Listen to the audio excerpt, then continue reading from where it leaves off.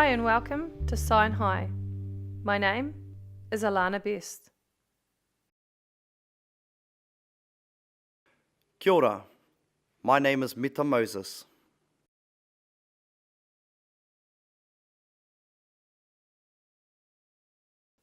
In July, we have Māori Language Week.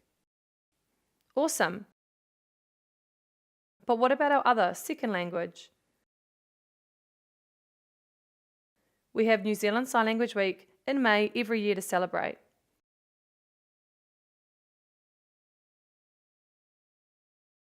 When was the first one? 2006. Wow, it's been 10 years now since New Zealand Sign Language became an official language of New Zealand.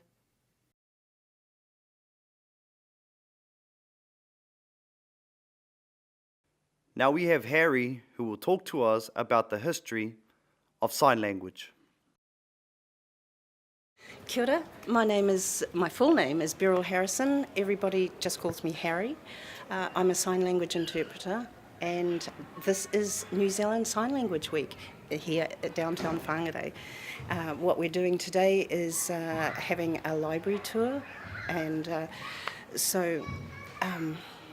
visiting a library could be a very daunting thing for some members of the deaf community. Perhaps if I could explain something the general hearing population don't really realise is that from 1880 to 1980, sign language was banned in schools. So prior to that, sign language was flourishing. There were deaf professionals, deaf teachers, but from a decision made by hearing educators, they decided to ban sign language, and so the deaf community were forced into an oralist educative regime. Now from that, sign language was banned, they were punished for using sign language in schools, they were forced to lip read, which is not really a skill that comes naturally, contrary to popular belief. As a result of this, many of the deaf community throughout this period really struggled to learn literacy skills. So quite often the hearing community make assumptions that, oh well, we don't need an interpreter, we can just write notes backwards and forwards to each other, but that's often a very large assumption and quite a mistaken assumption. So here we are, downtown Whangarei Library, and visiting a library can be a very confusing place. So te toko to the Whangarei City Library that have offered a tour for this week, and it's to allow the deaf community to access the library and all of its services.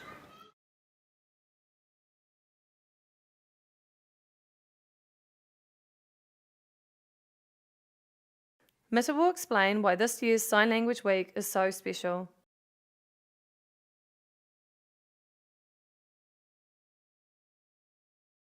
Kia ora tātou katoa. My name is Mita Moses.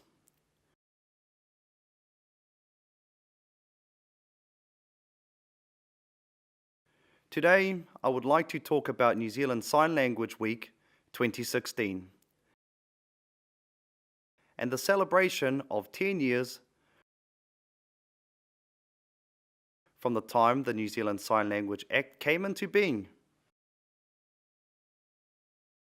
Looking back over the decade since the Sign Language Act became official has been very positive for sign language in New Zealand.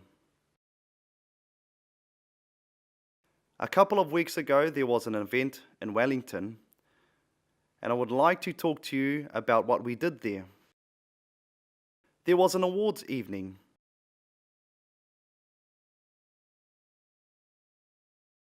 Awards to do with sign language. Outstanding achievements.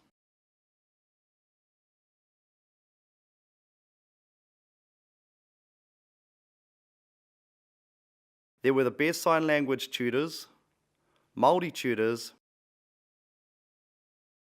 and that was the reason for the awards in Wellington.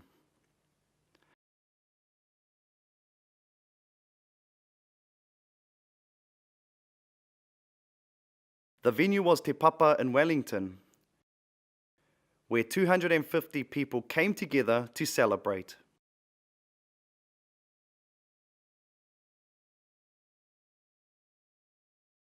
I was involved in the pōwhiri, waiata, and whai kōrero, and speaking in front of 250 people made me a little nervous. Those people were from around New Zealand, from Deaf Aotearoa, and other organisations in New Zealand such as CCS. There were also people from abroad, from the World Federation of the Deaf, representatives from the USA, South Africa, England,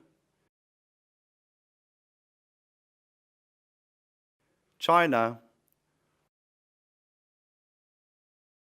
all came to New Zealand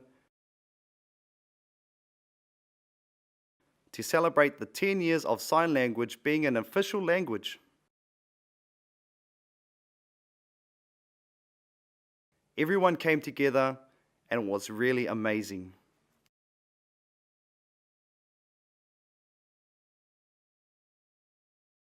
It's really great to meet people from around the world, but one point to note, that all the sign language are different. We don't use the same sign language from country to country. New Zealand is one of the first countries around the world to have approved their sign language, whereas other countries have not done the same. I think it was really great to have everyone come together for the awards. It was a fantastic evening. Kia ora koutou.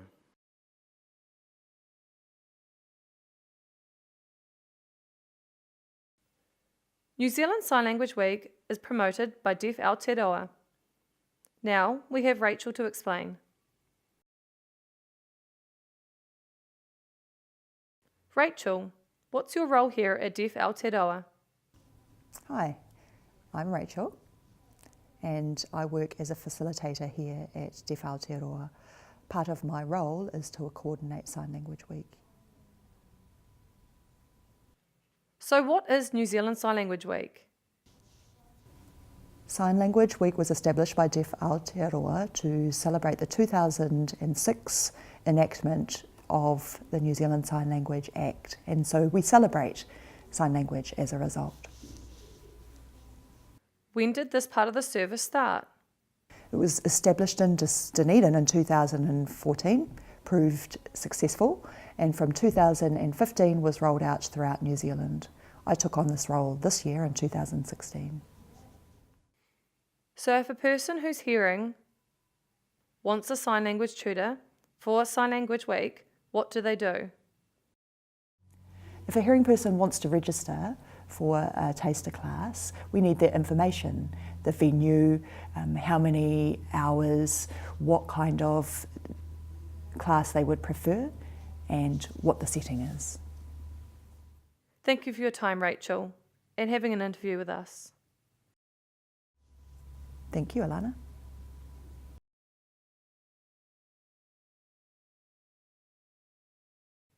For the 10-year celebration of New Zealand Sign Language, this year we had a special Picha Kucha. If you don't know what Picha Kucha is, it's a local community event, quick fire, 20 images, presentation, 20 seconds each. I was the MC for the night and Mita led the karakia for the night. So let's have a look at some presentations.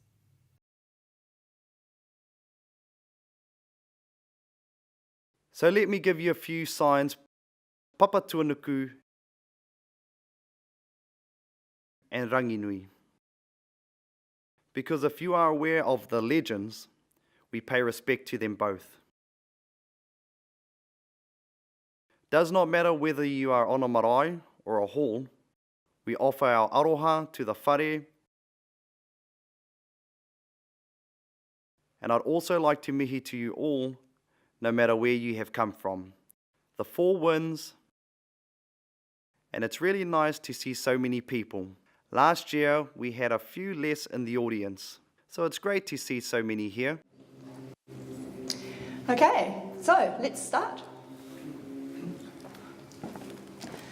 So, lots of people in the general populace think that I teach people A, B, C and D and the rest of the alphabet, but as a sign language tutor, that's not what I do. I teach sign language in the same way that an English teacher teaches English. English teachers don't just teach the alphabet, do they? My friends think that my job is great because I can play games on the iPad. You can download heaps of things, Alana. But I say to them, actually, it's a work tool. And they think, oh, no. You can download all these cool apps and play these games, but it's not exactly what I do. They really don't think that I do any work at all.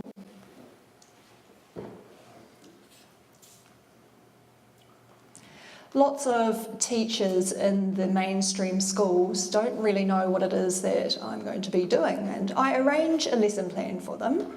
And what happens is I arrive at the school and it's the assembly that they've organised for me. It's like a roadshow. Here I am standing up signing in front of the whole school, but I'm not a roadshow.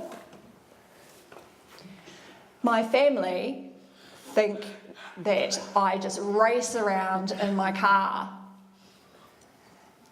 with the gravel roads, and I have seen a duck on a gravel road actually, so I should save those kind of things if I run them over for Christmas. So what I do teach is not magic. It's not something that I just know how to do.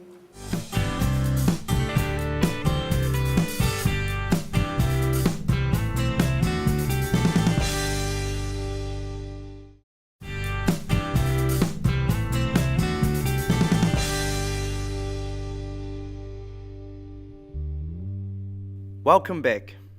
We have more Pīchakacha presentations from the New Zealand Sign Language event to show you. Next photo, lights on and off. Okay, that's pretty significant. To get the deaf person's attention, we just turn the lights on and off pretty much, and that's when they stop talking, because you could stand in front of them and they just won't stop. So turn the lights on and off and then they'll stop and listen, okay?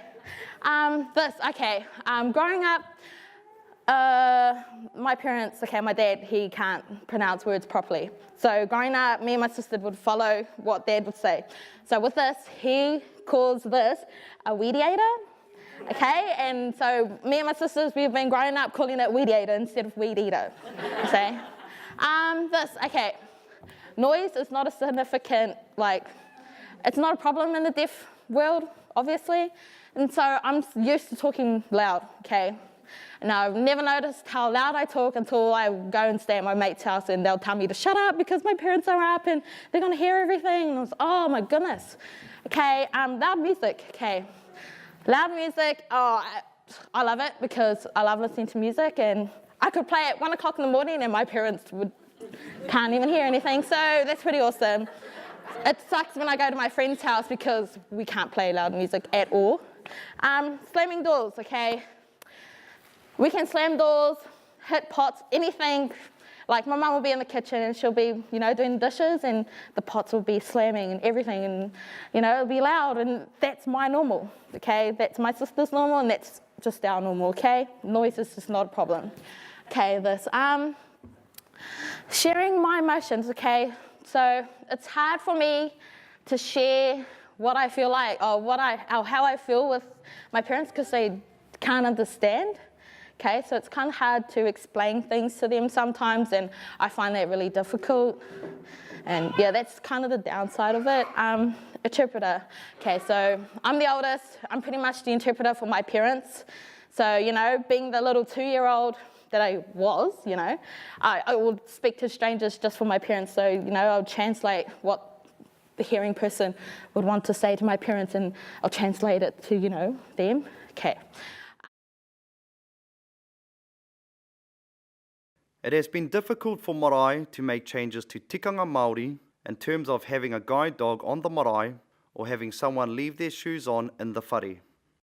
Whaia pictured here is performing the karanga, and we want to show you that whānau who are disabled, whānau are also able to perform these roles. These are the marae we visited in our region, 18 altogether. We've lobbied for a change in terms of tikanga. We've lobbied for them for access for our whānau. Pictured here, the karanga on the left. Kaumātua stand to whai kōrero. And the third picture is that people who are disabled can also make a difference in the wharekai.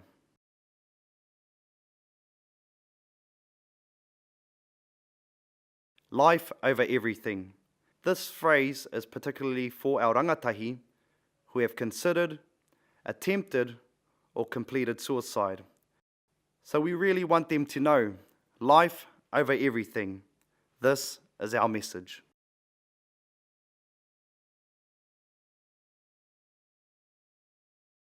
When we look back at our progress,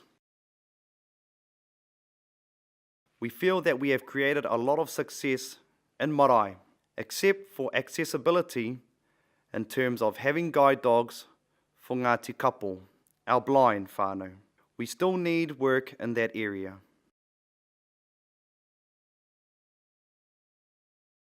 Our two hui, here in Whangarei and again in Hamilton, to talk about disability issues in general, not only for whānau tiri, but also pan-disability.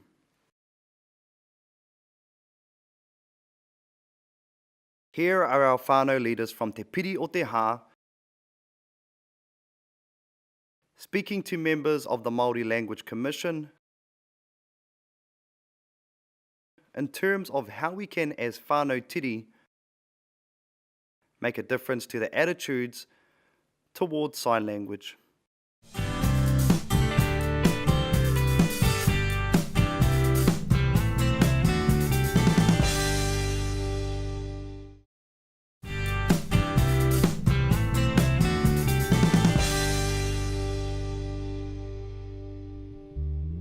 Hi, I hope you enjoyed our Pichakucha presentations. If you want to know more about the New Zealand Sign Language Act, how New Zealand Sign Language became an official language of New Zealand, have a look at the website where there is more information. Want to know more about the New Zealand Sign Language Act? Pop over to this website www.odi.govt.nz. Everything you want to know about the Act is here. View it in NZSL or read in English. If you want to read the official version, here it is. www.legislation.govt.nz.